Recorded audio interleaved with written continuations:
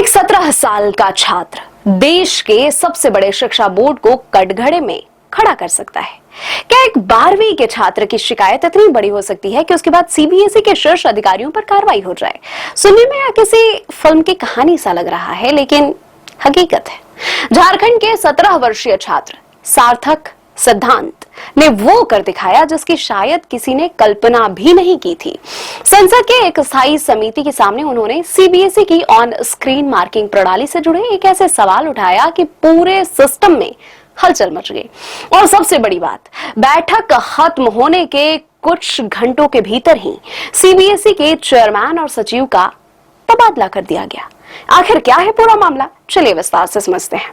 मामला सीबीएसई की digital on screen marking यानी कि ओएसएम प्रणाली से जुड़ा हुआ है। इस साल बोर्ड ने 12वीं की उत्तर पुस्तिकाओं के मूल्यांकन के लिए बड़े पैमाने पर डिजिटल सिस्टम का इस्तेमाल किया, लेकिन परिणाम आने के बाद देश भर से कई छात्रों ने शिकायत दर्ज कराई।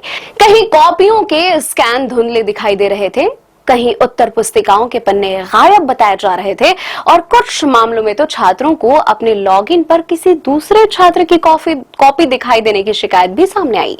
इन शिकायतों को लेकर संसद की शिक्षा, महिला, बच्चे, युवा और खेल संबंधी स्थायी समिति की बैठक बुलाई गई। इस समिति की अध्यक्षता कांग्रेस सांसद दिग्विजय सिंह कर रहे थे।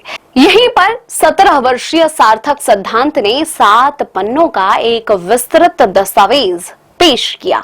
बताया जा रहा है कि इस दस्तावेज में ऑन स्क्रीन मार्किंग के लिए चुनी गई कंपनी और टेंडर प्रक्रिया में कथित अनियमितताओं को विस्तार से रखा गया।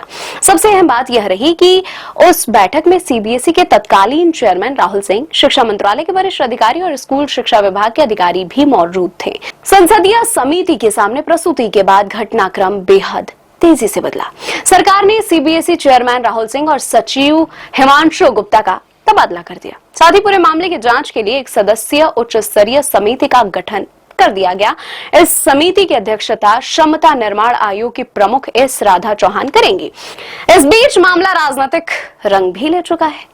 लोकसभा में नेता प्रतिपक्ष राहुल गांधी ने सोशल मीडिया प्लेटफॉर्म एक्स पर पोस्ट करते हुए सवाल उठाया कि जिस कंपनी को यह जिम्मेदारी दी गई उसका पिछला रिकॉर्ड भी विवादों में ही रहा है। हालांकि सीबीएसई ने सभी आरोपों को सिरे से खारिज करते हुए कहा कि ये दावे भ्रामक और सभी तथ्यों से परे है।